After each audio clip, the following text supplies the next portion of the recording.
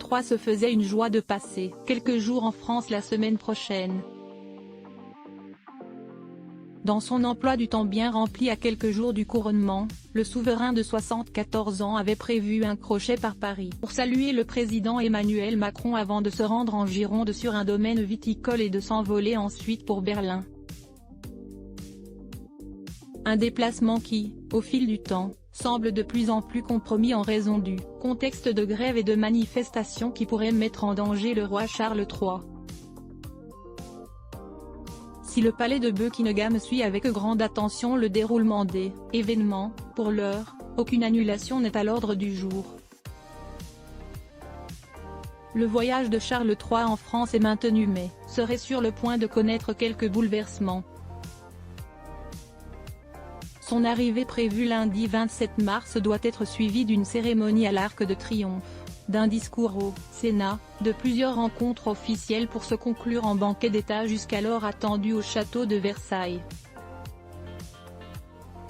Mais c'est justement là que ça coince. Un tel repas dans un lieu si luxueux en contexte de crise, pourrait mettre encore un peu plus le feu aux poudres.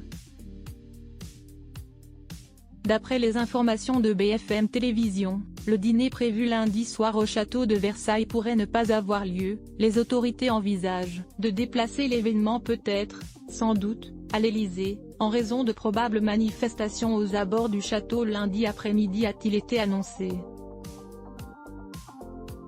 Aucune décision ne sera prise à la hâte. Il y a néanmoins fort à parier que la journée noire, annoncée ce jeudi 23 mars fasse basculer toute l'organisation. Si Paris a son lot d'inconvénients, ce n'est pas la seule ville de France rythmée par les blocages. Bordeaux n'y échappe pas.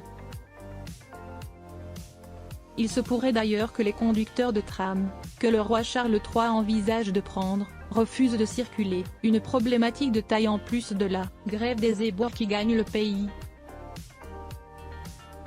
Le roi Charles viendra-t-il ou pas?